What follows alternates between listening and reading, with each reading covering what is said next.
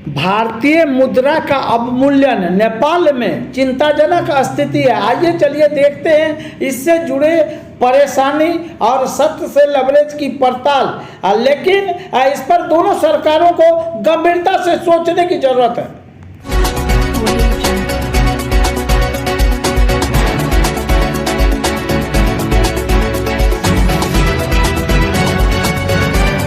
नमस्कार, सच से लवरेज में आपका स्वागत है। मैं हूं प्रदीप शाह। बात आज हो रही है अंतर्राष्ट्रीय बाजार की।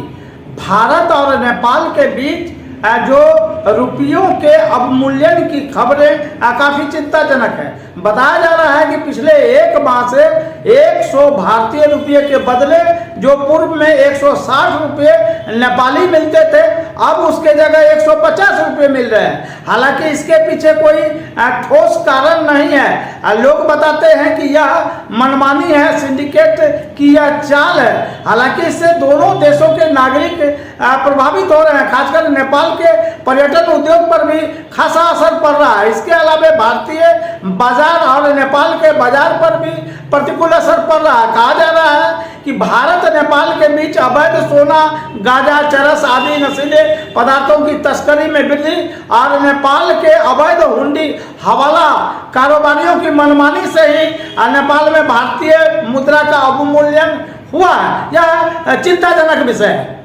वहीं दूसरी ओर रुपये के अवमूल्यन के खबरों से लोग परेशान है। खास बात यह है कि सीमा पार नेपाल ने भारत को एक बार फिर से टेंशन दिया है। पूर्व में भी इस तरह की शिकायतें आती रही है। 1994 से लेकर अभी 1 जून 2023 तक स्थितियां ठीक थी।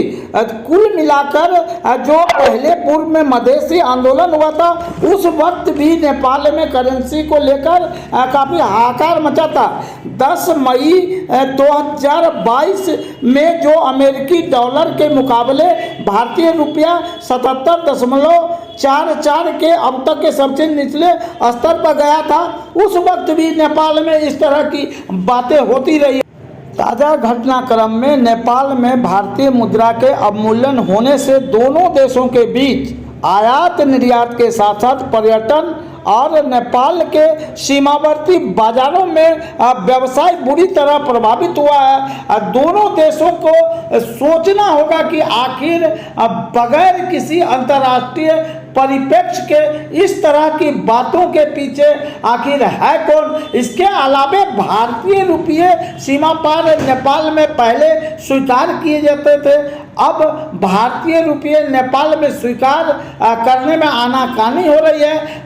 कई स्तर के नोट, 100-50 के नोट, छोटे नोट भी नहीं लिए जा रहे हैं। जबकि सीमा पार भारतीय क्षेत्रों में इस तरह के जो भीड़ है सामान खरीद के, आप देख सकते हैं कि भारत नेपाल जोगबनी सीमा पर प्रतिदिन बड़े पैमाने पर खाद्यान्न से घरेलू उपयोग से जुड़े चीज़, इसके अलावा मंदिर में जाने वाले भारतीय लोग भी पर्यटन को, नेपाल में पर्यटन भारतीय क्षेत्र से जाने वाले लोगों पर भी बड़े स्तर पर निर्भर करता है।